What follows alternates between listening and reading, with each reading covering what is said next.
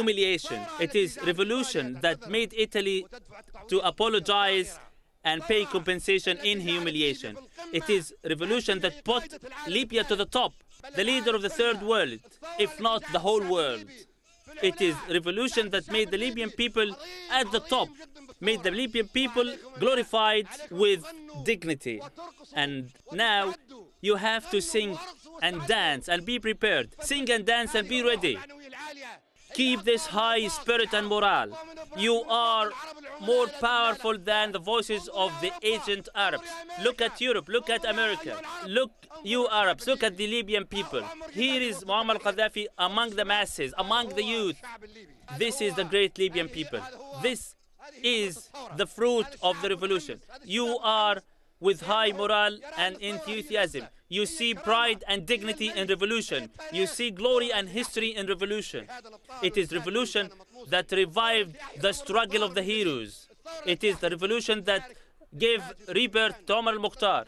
It is the revolution that revived the battles of jihad, so our sacrifices will not go down the drains. I'm here among the public, among the masses. We will fight, we will defeat them. We will die here on the soil of Libya, the beloved soil of Libya.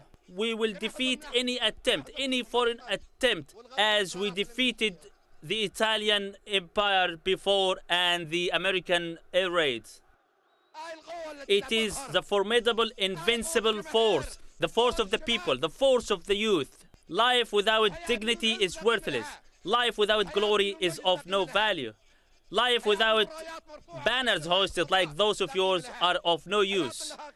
Life without any dignity, pride, victory, or glory, or the green flag hoisted is of no worth. Oh, the young youth, be undisturbed and be comfortable at any place, in the streets, in the squares. Sing and dance. Stay up all night. Live the life of pride. Live with high morals. Muammar al-Gaddafi is only an individual, one of you. Dance, dance and sing. Enjoy and rejoice.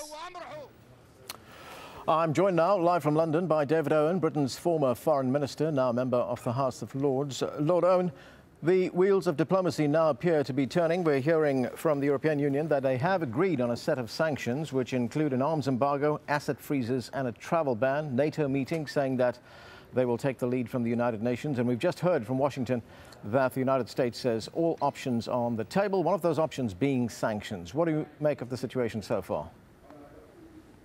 What is the point of sanctions when you are listening to this situation? A rant from a deranged despot who has considerable ammunition, missiles, aeroplanes and tanks still under his command. We have to address the real problem, which is the very real danger that these forces will be unleashed on innocent civilian demonstrators. And we're very fortunate that although they have already bombed and they have used shelling from the sea, that as yet it has not caused the mayhem that certainly is within their power to do so. When you say that's the issue. Well, when you say we have to address the real problem, how do you propose the international community address the problem? Well, what will sanctions do? I mean, it's not a bad thing to start, and I don't object to it at all, and single out individual leaders and their bank accounts and things like that. But that isn't dealing with the issue at the moment. The issue at the moment is that there is a developing humanitarian crisis in Libya. This is a civil war. He talks about the masses. A substantial number of his own people are in open revolt against his government. Substantial sections of the country, Gaddafi's writ doesn't run.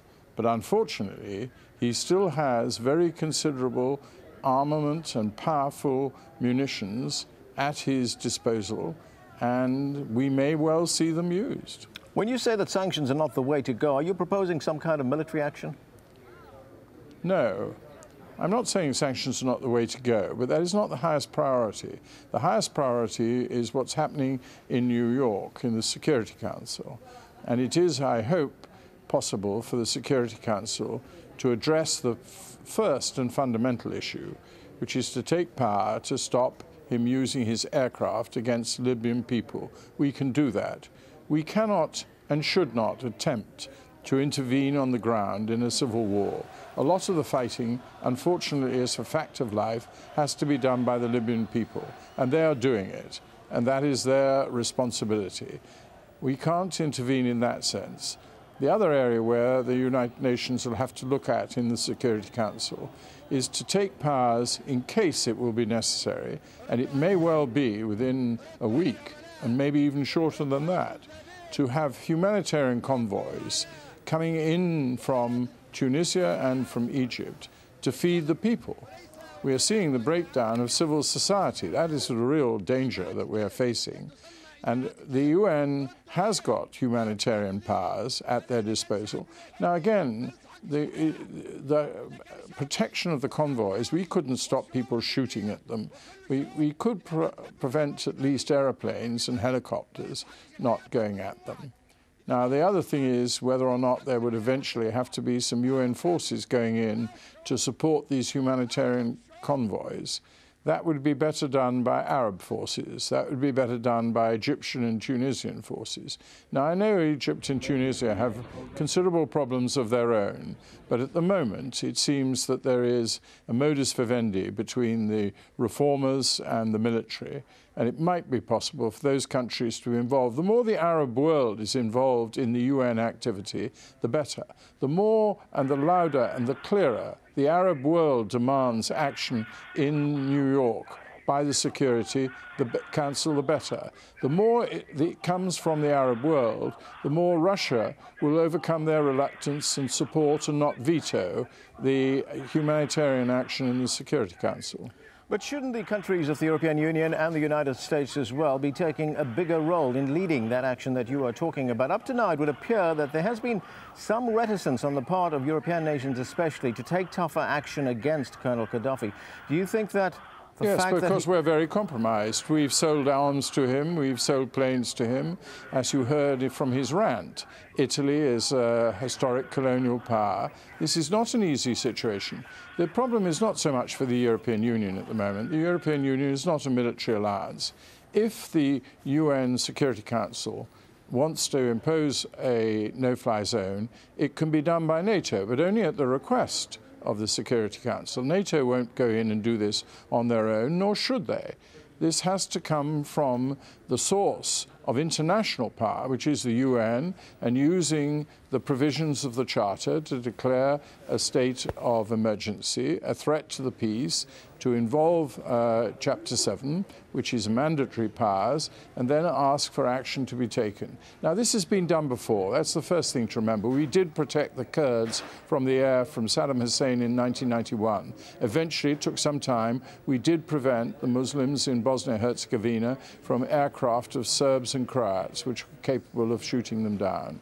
Now, we're not talking about something new. It's already been done, and it is a proven humanitarian effort which does not require troops on the ground. Indeed, in Yugoslavia, it was a complication for the no-fly zone having UN forces on the ground, and that's why we have to be very careful about promising or putting in UN troops, even in a humanitarian role, to escort convoys down a declared corridor from Egypt and Tunisia. Is there a danger that if NATO imposes some kind of a no-fly zone, that the Libyan leader will be emboldened to use other means against the demonstrators? He might use tanks against them, and that could draw NATO forces into the country. No, we have to be clear about this. I repeat it again. Sometimes you just have to accept your limitations. We can't put troops on the ground into a civil war. In a civil war, that fighting, unfortunately, has to take place amongst the citizens of that country. That is happening now as we listen. All we can do is to try and help those people who are taking up arms, this is their right, and also protest at their government. We can help them not being attacked from the air by those forces. That's a significant and important humanitarian decision, and that's certainly within the power of the Security Council to do. How concerned are European nations about that fact that oil supplies from Libya, and Libya does supply a lot of its oil to the European Union, may be disrupted? Well, that's a fact. It's an important source of supply, but Saudi Arabia is already showing some signs that they will increase production so as to fill the gap that would come from a stop in the oil supplies coming out of Libya. There is also a great danger that Gaddafi will do what he's been saying, which is to let it burn in hell. And he would therefore fire the oil fields. Then we can't stop that. That will have to be done by the Libyans. You know, I'm not shrugging my shoulders. For the last 4 or 5 days, I've been trying to mobilize opinion to do more, and we need to do more. But, you know, sanctions on Gaddafi's assets and that of his sons, and no flying arrangements, and economic sanctions. I mean, what economic sanctions against Libya would affect the citizens of Libya, the very people we want to try and help in this chaos? Now, it's an important thing to do because it demonstrates that we are concerned. But that is not the immediate issue. And it's very typical of a lot of world diplomacy that you make gestures and you put the right words, but when it comes to taking the right actions, you don't do it. OK, Lord Owen, we're going to have to leave it there. Thanks for joining us. Thank you. Our correspondent in eastern Libya joins us now on the phone, and we do know that there are many thousands of refugees crossing the border there on that eastern border. What's the latest you can tell us from there? Well, there have been an outflowing number of refugees, either from the port of Tobruk, people trying to make their way to Malta. These are mainly Westerners, and then tens of thousands of people crossing into Egypt. These are Egyptian workers who have been living here. That flow continues, even though most of the people who are leaving are the ones leaving from the east of the country. They do tell us that some others are in the western part or in Tripoli, and they are still trapped there, not being able to make their way out. What are these refugees saying about conditions inside the country and what is happening right now? Well, I think, I mean, I've been going around the east of the country over the past few days. There is a situation which we could describe as quite secure at the moment, but it's a very volatile kind of stability. Just as we speak, there was a few